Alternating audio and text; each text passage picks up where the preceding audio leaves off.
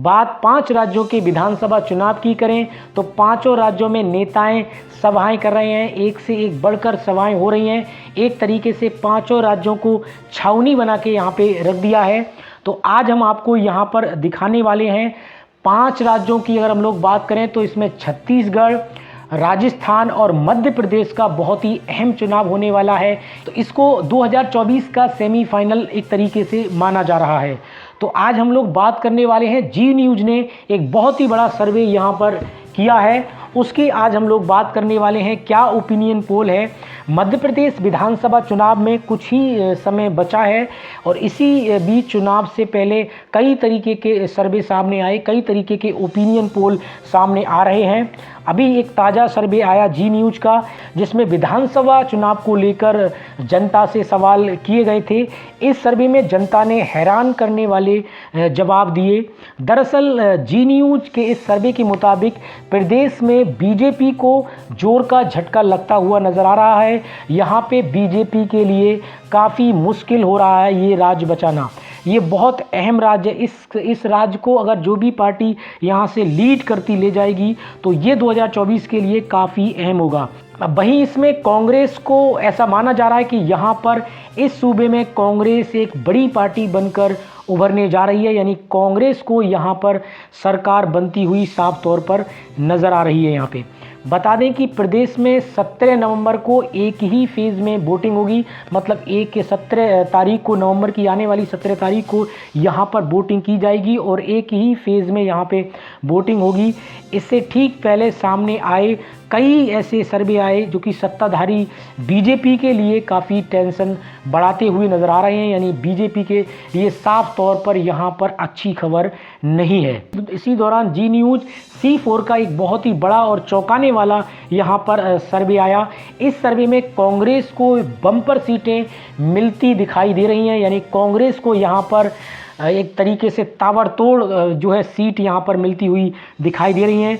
तो यहाँ पर हम सबसे पहले बात करें कि वोटिंग परसेंटेज के हिसाब से किस पार्टी को कितने परसेंट यहाँ पर वोट मिलेगा, ये अपने आप में काफ़ी अहम चीज़ है।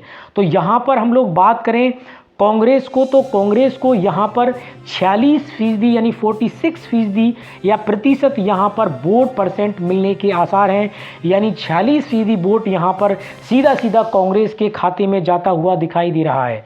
वहीं सत्ताधारी बीजेपी की बात करें, क्योंकि यहाँ पर बीजेपी की फ़िलहाल सरकार है, तो यहाँ पर बीजेपी को 43% वोट परसेंट मिलने के आसार हैं, यानी 43% वोट यहाँ पर कांग्रेस पार्टी को मिलते हुए नज़र आ रहे हैं। वहीं देखें साफ तौर पर अगर हम लोग देखें बीजेपी और यहाँ पर कांग्रेस के बीच जो वोटों का परसेंटेज का अंतर है वो 3% का अंतर है। अब ये 3% का अंतर अगर हम लोग सीट के हिसाब से देखें तो काफ़ी अंतर बैठता है। यहाँ पर काफ़ी फेरबदल आपको देखने के लिए मिल सकते हैं। वहीं यहाँ पर तो इस तरीके से जो बीजेपी सत्ताधारी बीजेपी पार्टी है यहाँ पर 2 नंबर की पार्टी होती हुई यहाँ पर दिखाई दे रही है।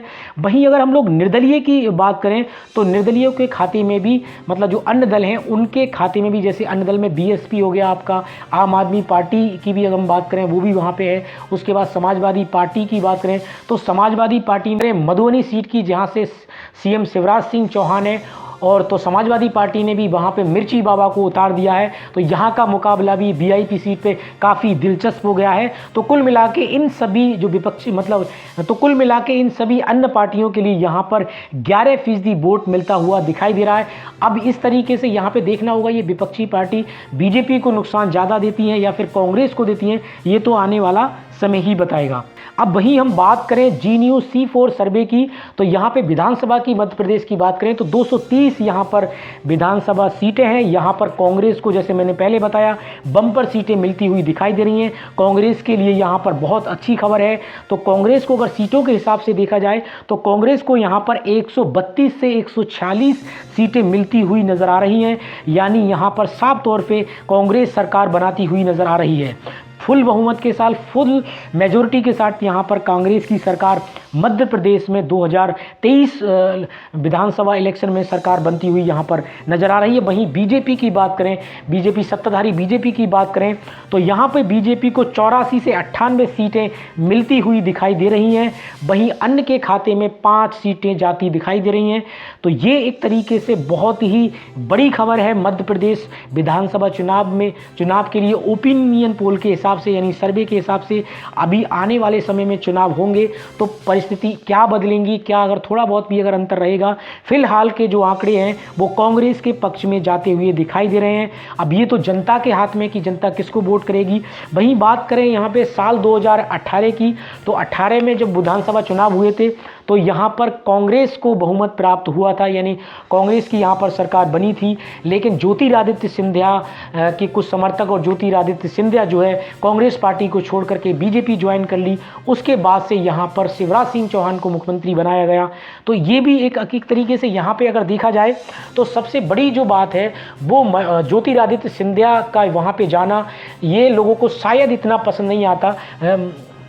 तो इसमें जो सबसे बड़ी बात है वो ज्योतिरादित्य सिंधिया का कांग्रेस छोड़ करके बीजेपी में जाना ये शायद लोगों को पसंद नहीं आया। यहाँ पे जब ज्योतिरादित्य सिंधिया के गढ़ में भी काफ़ी मुश्किलें हो सकती हैं, यहाँ पे भी कांग्रेस को काफ़ी बढ़त मिलती हुई दिखाई दे रही। तो कुल मिला के 2018 के अगर नतीजों की हम लोग बात कर लें तो यहाँ बीजेपी को 56 सीटों का नुकसान के साथ 109 सीटें मिली थी, जबकि कांग्रेस को यहाँ पर कुल 114 सीटें हासिल हुई थी, जबकि बीएसपी को यहाँ पर 2 सीटें मिली थी। इस साल कांग्रेस को करीब 15 साल के बाद इस समय बड़ी पार्टी मतलब जो उभर सकती है, यानी बड़ी पार्टी बनकर उभरी है और करीब 1.5 साल सत्ता में रही। हालांकि इसके बाद हुई उलटफेर के चलते बीजेपी सत्ता में वापस जो है आ गई थी, जिससे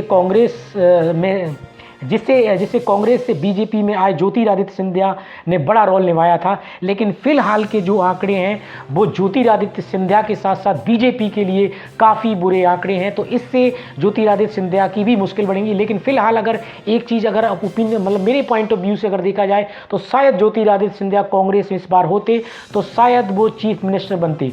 इसी तरीके से अगर हम लोग राजस्थान की भी बात करें तो वहाँ पर सचिन पायलट डेफिनेटली इस बार मुख्यमंत्री बनने जा रहे हैं, क्योंकि जनता जो है उनके चेहरे पे वोट कर रही है, जनता उनको काफ़ी प्यार दे रही है। इसी तरीके से बिल्कुल ठीक उसी सिनेरियो में यहाँ भी चुनाव होता तो यहाँ पे मुश्किलें जो है वो खुद ब खुद यहाँ पे ज्योतिरादित्य सिंधिया ने अपनी मुश्किलें बढ़ा ली हैं। फिलहाल जो ये आंकड़े आप लोग देख रहे हो ये आंकड़े केवल ओपिनियन पोल हैं।